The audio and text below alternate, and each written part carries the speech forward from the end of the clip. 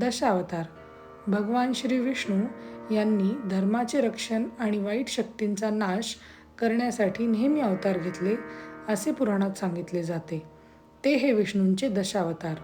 पहिला मत्स्य अवतार. पुराणानुसार जलप्रलयातून वेदांचे रक्षण करण्यासाठी हा अवतार घेतला. दुसरा कूर्म अवतार म्हणजेच महाकाय कासवाचा अवतार.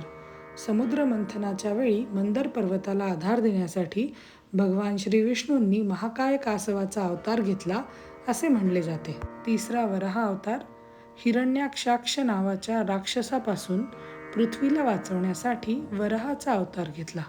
तर चौथा नरसिंह अवतार म्हणजेच विष्णूने अर्धे मानव आणि अर्धे सिंह अशा रूपात घेतलेला अवतार, ज्याने हिरण्यकशिपूचा वध केला. पाचवा वामन अवतार.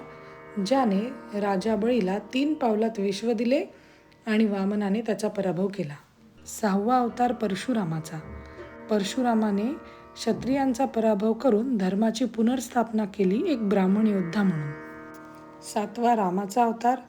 रावणाचा पराभव करणारा एक आदर्श राजा म्हणून धर्माचे प्रतीक असलेला हा राम अवतार. आठवा कृष्णाचा अवतार. कृष्णाने महाभारतात अर्जुनाला भगवद्गीतेचा संदेश दिला आणि धर्माची स्थापना केली. नववा बुद्ध अवतार. धर्माच्या प्रसारासाठी बुद्धांचा अवतार घेतला. तर शेवटचा 10वा अवतार अजून होणे बाकी आहे असे पुराणात मानले जाते. तो म्हणजे कल्कीचा अवतार.